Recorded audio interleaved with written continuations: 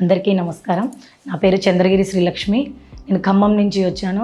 నాకు pneumonia problem వచ్చింది. నేను ఖమ్మంలో చూయించుకున్నాను. సో నాకు ఎటువంటి తగ్గడం అయితే ఏం లేదు, అలాగే ఉంది ఆ ప్రాబ్లము. నాకు కన్నెకంటి శివరామకృష్ణ డాక్టర్ గారు అపోలోలో ఉన్న కిషన్ సార్కి రిఫర్ చేశారు. సో నేను ఇక్కడ Hyderabad Apollo financial district Apollo హాస్పిటల్కి వచ్చాను. సో సార్ ట్రీట్మెంట్ తీసుకున్న తర్వాతకి నాకు బాగా తగ్గింది. బ్రోంకోస్కోపీ టెస్ట్ చేశారు నాకు. దాని తర్వాతకి 1 వీక్ తర్వాతకి నేను మళ్ళీ చెకప్కి వచ్చాను. వచ్చిన తర్వాత చూస్తే చాలా రికవర్ అయ్యాను.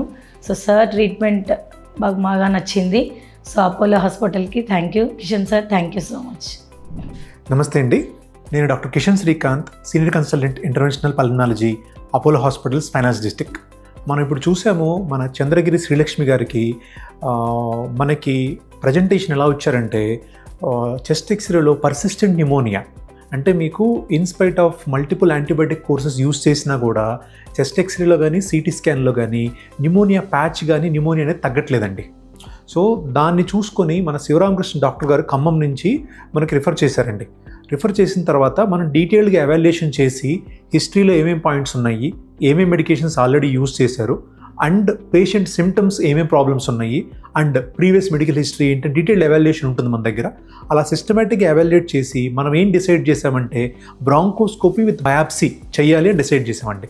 సో మనము లంగ్స్ లోపలికి వెళ్ళి ఎక్కడైతే న్యూమోనియా పర్సిస్టెంట్గా ఉంటుందో ఆ న్యూమోనియా దగ్గరికి వెళ్ళి ఎండో బ్రాంకియల్ అల్ట్రాసౌండ్ ఈబస్ అనే పద్ధతి ద్వారా ఆ న్యూమోనియాని లొకేట్ చేసి, మనకి లంగ్స్ అనేవి చాలా పెద్దగా విస్తరించి ఉంటాయండి, దాంట్లో ఎక్కడ లోకలైజ్ చేయాలి, ఎక్కడి నుంచి బయాప్సీ చేయాలి అనేది మనం తెలుసుకునే టూలే ఎండో బ్రాంకియల్ అల్ట్రాసౌండ్ ఈబస్ అంటాం. దాన్ని బేస్ చేసుకొని మనం దాన్ని లోకలైజ్ చేసి అక్కడి నుంచి మనం బయాప్సీ పీసు అండ్ వాటర్ తీసుకొచ్చాం, ఫ్లమ్ తీసుకొచ్చాం, దాన్ని టెస్ట్కి పంపించడం జరిగిందండి. ఆ విధంగా మనము డయాగ్నోసిస్ నిర్ధారణ చేసుకొని ఒక 1 మంత్ పాటు కంటిన్యూస్ ట్రీట్మెంట్ ఇవ్వడం జరిగిందండి. ఈ 1 మంత్ కంటిన్యూస్ ట్రీట్మెంట్ ఇచ్చిన తర్వాత పేషెంట్ సిమ్టమ్స్ అన్నీ నీట్గా ఇంప్రూవ్ అయ్యాయి.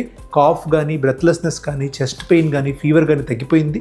దాంతోపాటు చెస్ట్ ఎక్స్రే కూడా మొత్తం రిజాల్వ్ అయిపోయింది 1.5 మంత్ తర్వాత. సో దీన్ని బట్టి ఏంటంటే ఎప్పుడైనా పర్సిస్టెంట్ న్యూమోనియా కానీ, పర్సిస్టెంట్ చెస్ట్ ఎక్స్రేలో ప్యాచ్ అలా ఉంది అంటే రిపీటెడ్ యాంటీబయాటిక్స్ అనేవి సొల్యూషన్ కాదండి. మనము ఎంత త్వరగా వీలైతే అంత త్వరగా ఆ కారణం ఏంటి ఆ న్యూమోనియాకి అనేది మనం ఐడెంటిఫై చేసి దానికి టార్గెటెడ్గా ట్రీట్మెంట్ ఇవ్వాలండి. సో దీన్నే టార్గెటెడ్ థెరపీ అంటాం. ఇలా చేసుకుంటే మనకి రికవరీ అనేది త్వరగా ఉంటుంది, ఫాస్ట్గా ఉంటుంది, అండ్ బాడీ డ్యామేజ్ అవ్వకుండా ఉంటుంది. నమస్తే.